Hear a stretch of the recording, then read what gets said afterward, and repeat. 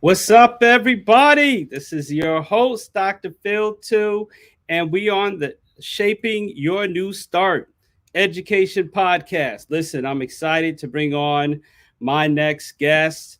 All right, listen, we're in the same house, but we're on different screens because guess what? We're raising kids. Okay, so this is what we're doing, everybody. So check this out. You're not going to want to miss this. We want you to share this video out with somebody, share it on your Facebook, share it on your YouTube. We'd love for you to go to our YouTube channel, Shaping Your New Start. We'd love for you to subscribe to our channel, Shaping Your New Start on YouTube. So check us out there. All of our podcasts are there. And I want to let you know that this podcast, once again, is sponsored by We Need More Clouds. We Need More Clouds, a book on blended families. We're going to talk about that in just a minute. We're going to go to our break. I'm your host, Dr. Phil 2, and this is Shaping Your New Start Education Podcast. Let's get it started.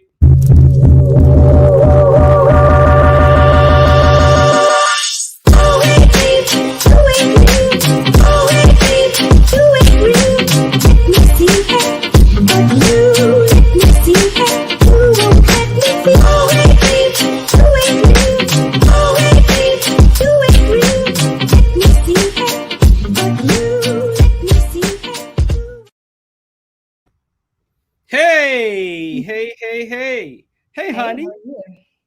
All right. You're the only guest that can come on this show, and I can say, hey, babe. Hey, babe. Well, welcome. We are live here with the author of We Need More Clouds, Lynnett Wesley, in the house. What's going on?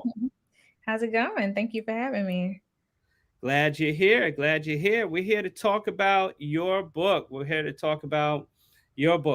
Need More Clouds. Let's talk about it a little bit. Tell everybody what your inspiration. By the way, as we are going through this, we love for you to share this video, and we love for you to tell somebody, even share it now. Let's get some more people to listen in. Tell us a little bit about the book, your inspiration, and what you want people to get out of the book. Absolutely. So I wrote a book called We Need More Clouds, and it's the premise. Where should I start? So I'm a part of a blended family. Me and my husband both have been married before, so this is both our second marriage. So we have been in the process for the last 5 years blending our families together. Yes. It's been a very interesting journey. So one day we were in Florida visiting my in-laws, Phil's parents, and we had this encounter. And when we got back, I said, Phil, I want to write a book about it. And he said, yeah, babe, that's good. Go for it. So that's where the inspiration came from to write the book. But the book is about blended families and how to help your family unite as a blended family. So what I want people to get out of the book, I would say the book is for blended families, yes, but I believe everybody can gain something from the book as far as family units, cousins, aunts. It's just about family, and it's about blending. It's about enjoying a good time with your family, creating memories. So that's what the premise of the book is. Here we go. I got my copy here, by the way. I got my copy here. I'm all messing up the camera, but I got my copy here, and I need mine autographed too. You know what I'm Yes. saying? I need mine autographed. What were, in blending, you take different ingredients and you put it all together. So what's the process? Because you're actually a better cook than I am, and you're better at the blender than I am. So what's the process of blending? So I would say for everybody, it's different. There's no one recipe for blending for everyone. I think for blending in general, you need to realize that there are different rules of engagement to every situation. Not every situation is the same. Not every day is the same. I mean, some days are more challenging than others. Some days are easy breezy. And I don't want to say that it's work. It's just a process that you go through. Yep, yep. Blending is a process, and it goes through a rough process because blending, you can hear it. You can hear the noise of blending. You can hear the rrrr, right, and sometimes that's a rough process going around, and it's turning around. So it's like turning life around. It's turning minds around. It's turning everything around. Everything that you were used to, it turns it around and puts you in the spot. Like, wait a minute, I'm not used to this.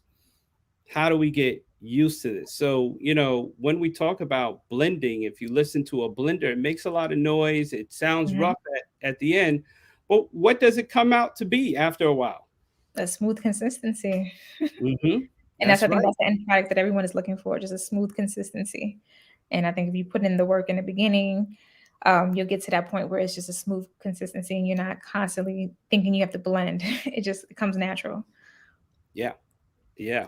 And so we want to be an encouragement to families out there. These are issues that it's not easy to talk about. It's not easy to talk about blended families. But, when we look throughout history, some of the greatest nations we talk about, like Israel, was built out of a blended family, right? And so we have so many, situations today. It's almost like, oh wow, blended family. As a matter of fact, the biggest show back in the day, we at least my generation grew up on, was the Brady Bunch, right? Hmm. It was a big song about it, right? And Hmm. they were the first Zoom Absolutely. concept. When you look at the intro, that was the first Right. Zoom that you saw, right? It was the Brady Bunch, and Well, I so think I want to say, if I can build upon what you're saying, with the Brady Bunch, I think that was like the first introduction to the public or to the general public to let them know that it's okay to have a blended family. I think often we're so used to it being such a taboo subject, you don't want to say, "Oh yeah, that's not really my real dad" or "That's not my real mom." People are afraid to say it, and there's not a bad stigma that comes with being a bonus mom or bonus dad because sometimes those parents are just as influential in a child's life as the natural parent, and there's nothing wrong with it. So I think the more we get comfortable with the terms or being able to say, "Oh yeah, we're a blended family," I think the more society will be comfortable with it. Oh yeah, and society is adjusting to a lot about the family dynamics, but blended families is becoming one. And the reason why we put this on the education podcast is because as teachers, most of your students are dealing with being in a blended family. Right. This is impacting the way they do schooling, Hmm. the way they go to school, and you're dealing with that being a mother of a student right now. And so, how is that? Let's talk to parents and maybe let's talk to teachers. How has that been in the process of going to school, making arrangements, and making it all work? I think for the most part, I think that's been pretty smooth. I think Peyton has gone to school and says, "Oh yeah, my sisters or my stepdad or my dad," depending on the day. And people at first would be like, "Sisters? You don't have any sisters?" And she's like, "Yes, I do. I have two sisters." So I think the more she explained to people, the less the next time she had to explain. It's like, "Oh yeah, okay, you said you had two sisters. Yeah, that's right." So it just becomes, like I said, natural, and then the teachers learn how to um, deal with her better because they know her family situation, so they're not making it awkward for her to say, "Oh yeah, okay, your mom and dad are not together, but okay, this is your mom, your dad, your stepdad, but we're all working together. We're all co-parenting together, so it makes the process a lot easier." Yes, and definitely like the co-parenting thing. It has to make an impact on people. Some people it's rough, some people they make it work. I think you have to be intentional Mm-hmm. when dealing with a co-parenting situation, and everybody has to be on board. It's not just Right. okay, one person over here, another person over there. Absolutely. Everybody has to be on board when it comes to co-parenting. Mm-hmm. And so we're talking to educators. We're talking, about the dynamics of going to school. How teachers have an understanding. It's important to communicate to teachers anyway. Some people they don't even want to talk about what's going on in their family. Mm-hmm. As a matter of fact, as a leader, I have seen you don't know about blended families until the funeral, until they list who the family members are, and you're like, oh, they had that child with that person, and that was their child for real. And so many people hid their Mm-hmm. history, and you Right. don't That's find true. out till they have to put it out there at the funeral. Right. But today is a new day. It Today is a is. new day for talking about blended families. But I was going to add and say, I remember Peyton's kindergarten teacher. She would say, when no pre-K, when she started school, she would say, "Your child will tell me more things about you than I want to know, and she'll tell you more things about me than you will want to know." And it's so true. So the teachers, they know what's going on, whether you as a parent want to tell them or not. That's right. That's right. They are, listen, children are an open book. Tell us about the process of writing the book. You came to me, you said, hey, I want to do this, but let's talk about the process. So the process of writing a book, whew, I would say from start to finish, maybe a year, some months, some change. Initially, I thought it was going to be easy breezy. I wrote my first draft in like a day. I said, oh, this is going to be easy. But then I didn't realize the amount of work that it takes to really write a book. I didn't realize the different people had to put their hands in it to make sure that it flows, to make sure that the grammar was right. So I had to get first I had a line editor. Didn't realize I needed a developmental editor. Had to go back to the drawing board, get a developmental editor to help me develop the story a little bit more. Um, then you have to go with your illustrator, and then that takes a couple of months because you're going back and forth trying to convey your ideas to the illustrator, and then you have to look at the finished product that she sends to you, and then you have to okay it or say no, this is not quite what I was looking for. So that process can be intense, and it can take a long time. So I would just say, if you're writing a book, just be patient with yourself, be patient with other people who need to contribute to the book, to the project, to make it um, successful in the end. That would be my best advice to give. Just be patient or have patience. uh, okay. I think among the patients that you're learning, and thanks for the shout out, everybody. Thank you so much for joining in. You're on the Shaping Your New Start Education podcast. You learn how to start a business. Not only did you learn how to write a book, but you also learned how to start a business. You learned how hard it was. So, what was, besides the editing and the writing, what else you thought was easy that you found out later on in the process? This is a little bit harder. So when I initially had the idea to write a book, I then had the idea to start a business. So I started a business called We Need More, and We Need More is a coaching business for divorced families, co-parenting families who need advice or who need coaching to help blend their families or to help get on the same page as far as co-parenting, or families that are divorced, that are separated.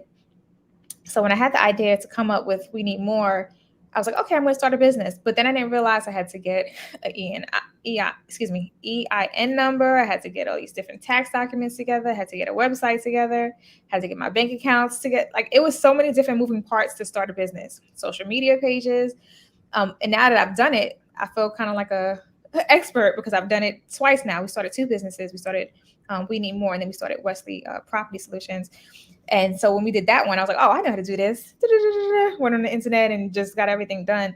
But it's just a learning process in general. And when you see how much work people actually put into starting a small business, I cannot take anybody else's small business for granted. I'm like, oh no, I have to make sure I help promote the next business, help, give advice to the next person, because it does take a lot of time. It takes a lot of effort. It takes a lot of thought that goes behind the premise of the small business. So I would never take anybody's small business for granted ever again. But there's something key that you did as well.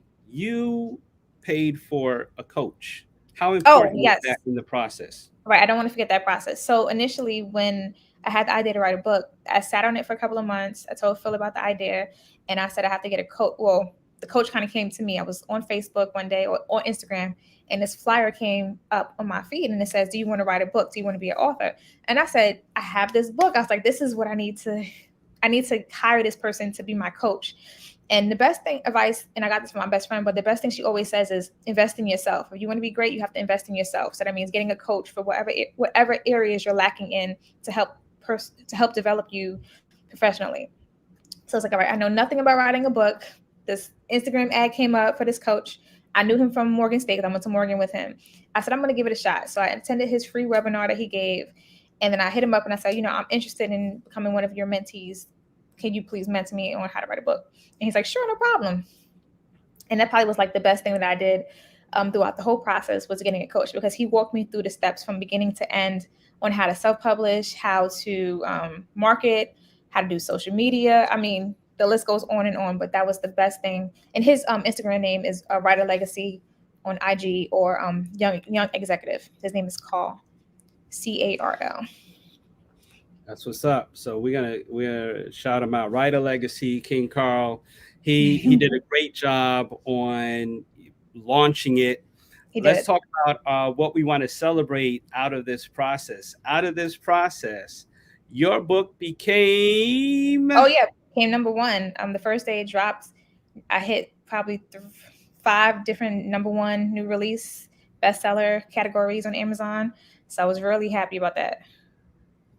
Yeah, it was number one. Come on, I wish I had his horns in Right. celebration. So Right. the listen, the best I can do is just put some music in our background. So we're gonna celebrate in just a second. StreamYard has come up with some new things that we could just Okay. talk about. So we're gonna put some music for the rest of this now. So um, yeah, we're celebrating. First of all, we're celebrating. We want to thank everybody who went out and bought the book. Come on, let me see Yes, some hands up in the air. absolutely. As we became Amazon bestseller, we need more clouds, everybody. We need more clouds. So we are so excited and we're so grateful that you went out, guess what, and you supported. So here's the book cover. Tell us about the process of this book cover. This is a great book cover. I love it. Tell us about the process of this book cover. Okay. Cut the music a little bit. Yeah, I got you. Don't worry. Okay. Don't worry. I'm the producer. I got Oh, you. sorry. So Look, for look the at my book wife here on my own podcast trying to produce my show. so for the book cover, I had sent her stick figures of just different pages in the book that I wanted her to have in there. So each page, along with the text, I had sent her stick figures of what I wanted it to look like. And my stick figures look nothing like the cover that she just saw. I mean, they were real basic, but she took that idea and she was able to expand upon it. And I love the way the cover came out. I love the different hues, and everybody, I like the different facial features. Some of the facial features are more realistic than others as far as the character that they represent, but it all came out great. So come on, y'all, in the chat room, and for those listening later on, you can go to we need more clouds.com. You can look at the book cover. But for those in the chat that are listening in live, come on, tell me, does this look like me? Is this my Yes. smile? I want to know from the people in the chat, does this look like me? And can you tell who's who? All right. But does this look like me? Is this my smile, everybody? I need y'all to speak to me in this chat room. I know we got a few people in here. All right. So y'all in a minute can tell me if that looks like me. So we've got the process of the idea. Then the idea goes into the book. Okay, let's see what answer we got. Somebody said sort of, sort of. All right, all right, all right, all right. I'm gonna boot you out of this one here. Come sort of. Anyway, yes, it does. Thank you, Prima. Gracias, Prima. There we go. All right. Yes, it does. So we go from the idea, and this is great because you went from the idea, you went to the start of the reality. Is there any good time to start the process? Oh, anytime is a good time. Anytime is a good time. I mean, there's no time like the present. So if you have an idea or book that you're trying to get out or you have in your mind, I mean, start today. Just write down a couple of notes here and there, jot down your ideas. Because the process, it could be, as long as mine was, which was almost a year or more, or it can be short, just depending on what you're writing. Like I wrote a children's book, so I had to have a lot of illustration. If you're writing a book with no illustration, that can probably go a lot faster than my book did. But yeah, start now. Why wait? That's right. Start now. This is about shaping your new start. This is about, creating the opportunity. And there's, so many people say, "Oh, let me just wait till this happens to get that." Well, let me wait till I get enough money to get that. Uh, how much capital do you feel you needed to have to start? I don't know. That's a good question because that was my number one question. If you ask Carl, my number one question was like, "Well, how much is this going to cost me?" And he had to laugh. He's like, "Well, how much do you want to invest in the book?" And no, he said, "How much of a hit do you want this book to be?" He said, "You can go really cheap on your illustrations. You can go really cheap with your editor." He said, "But if you want it to be a number one seller," he said, "how much are you willing to invest in yourself?" And that led me back to the question. Okay, investing in myself, coach, investing in myself. So how much am I worth? How much is my idea worth? So that was important. And yeah, and that happens. That is totally what happens. You need to know that, hey, it's investing in yourself. It's putting back into your idea. How big do you think your idea, or Mhm. how much worth it is it to invest in the idea that you have? And that's what you want to have at the end of the day. You want to have an idea. You want to be able to go through that process and be able to tell people, hey, listen, Mhm. you can get this done. You can get Right. this started. Right. So as we are uh, coming to our mark, we want to speak to families again. Let's go back to the families. Okay. What encouragement do you want to uh, give to somebody who's going through or even considering a blended family at whatever level? Because I know some people brought up adoption, Right. whether you're getting married to somebody with kids. What advice you want to give them? So I would say to your point too, blended family is not just a stepmom or stepdad or bonus mom and a bonus dad. It could be aunts, it could be uncles, it can be cousins, whoever's living in your house. That's not the nucleus: mom, dad, son, daughter, dog. It could be somebody who's adopted. Whatever that blend is, grandparents who live with you. All those different combinations are considered blended families. So I would say just be intentional. I guess that's the biggest takeaway I would want everybody to take with you is just to be intentional. Um, Sometimes, I guess in marriage, that would be more of a okay, we're going to be blended. Some situations happen and you don't have any control over. If grandma moves in or grandpa moves in, that may not be something that you have control over. But if you're getting married and you're starting the process from the beginning, you can pretty much shape how you want the process to go. Like for me and Phil, when we first met, and I told the story the other day, but we first met, we had the girls meet a couple of weeks later. So we went to Hershey Park and we said, all right, we're just going to run into each other and just act like we were old friends. And we just happened to meet up at Hershey Park and just say and spend the day together once we met up. So that's exactly what we did. We got to Hershey Park. We said, all right, we're going to meet by this ride. He was there. I was there. We walked past each other like, oh my goodness, how you doing, Pastor Wesley? How you? And I mean, it was so like we just me and Phil put on our acting skills that day. And then the girls were standing there looking at us like, how do they know each other? And so we said, hey, this is so and so. Hey, this is so and so. And then all the girls met and said, okay, well, hey, do you guys want to go on this ride together? And then we ended up spending the day together. Now, this was intentional on Phil and I's part, but the girls had no idea what was really going on. But we just wanted to see how they were going to blend or how they were going to gel that day. And they hit it off pretty well. So, like, okay, well, we can do stuff like this a little more often because now they know each other. So it was just every day creating different experiences for the girls so that they can have those moments together where it wasn't forced necessarily. They can still, be in places where they were, you know, they could be themselves. They didn't have to be restricted to, sitting, sometimes it's weird when you just go into a restaurant, and you're sitting there and you're like, okay, well, how you doing today? Well, I'm great. I'm fine. You just want to put people in a zone where they're comfortable, where they feel okay expressing how they expressing themselves or, you know, saying, oh, I really like this ride or I really like this is exciting to me. This is fun. So you want to be able to have those moments. Yeah, absolutely. And what people don't know is that our daughters, Peyton and Leah, they met each other before we even considered talking to each other. Oh, that's So right. Yes. and it was, surrounding a dog. They go and playing with a dog, Right. right? And they actually met each other before they actually met each other. So Right.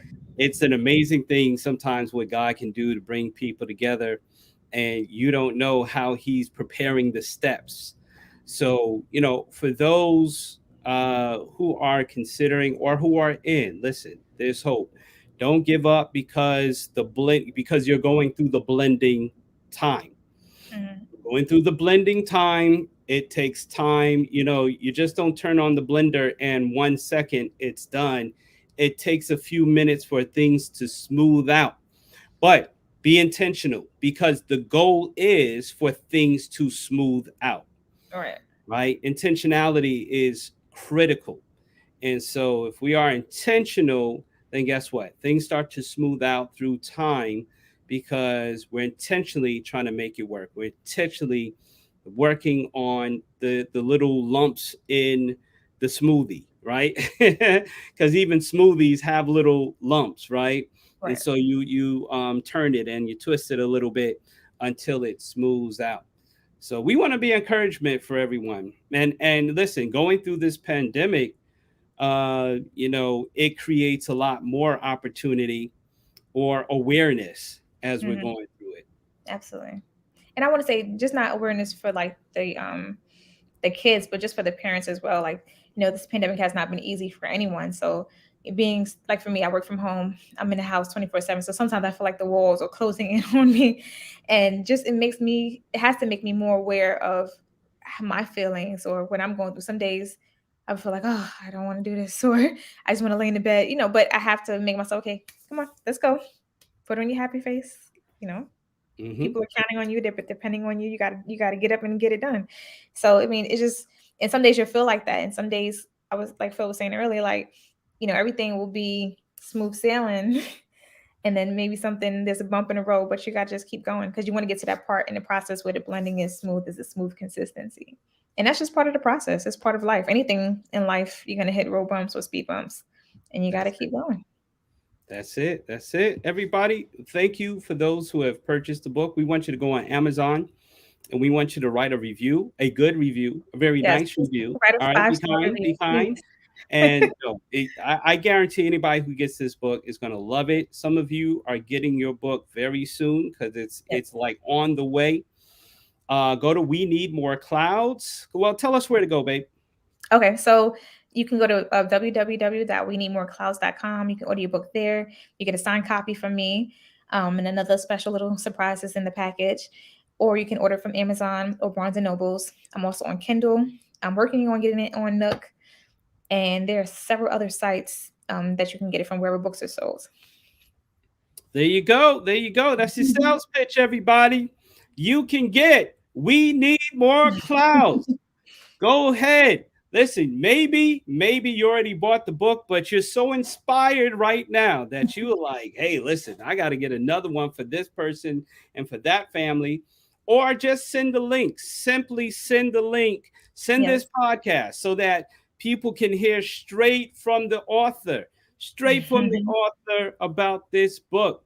Make sure, listen, I we intentionally put her Instagram name right there. You can follow her. She just hit 2,000 followers. We know this is on our way to 2 million, but Yes. we're looking at, listen, go follow her on Instagram. We need underscore more, and look for more, because we're gonna need more. We're gonna need more, and especially in certain days, we need more clouds. We need more clouds to look up to. We need more clouds for inspiration, and we know that even though we have clouds filled with rain ready to fall, rain sometimes is sent just to help us grow, just to help us grow. All right, babe, I'm going to give you 1 more minute. I'm going to say the phrase and you're going to finish it. We need more. Clouds. We need more clouds. Thank you, everybody, for so Thank much. you. All right. This podcast is sponsored by We Need More Clouds. We Need More Clouds. You can get it on Amazon. You can get it at we need more clouds.com. Listen, we're going to go and we thank you. We're going to go be parents again. We've been podcast hosts, but now we're going to go be parents because that's what we do. And teachers, listen, teachers, go check out this book. You may have a family in your school that needs it. Would love to have it. Listen, make sure you go get it. And we have congratulations from everybody. So thank you, everybody. Please share this video out. And thank you. Thank you, Miss Lynnett. And we'll see you again.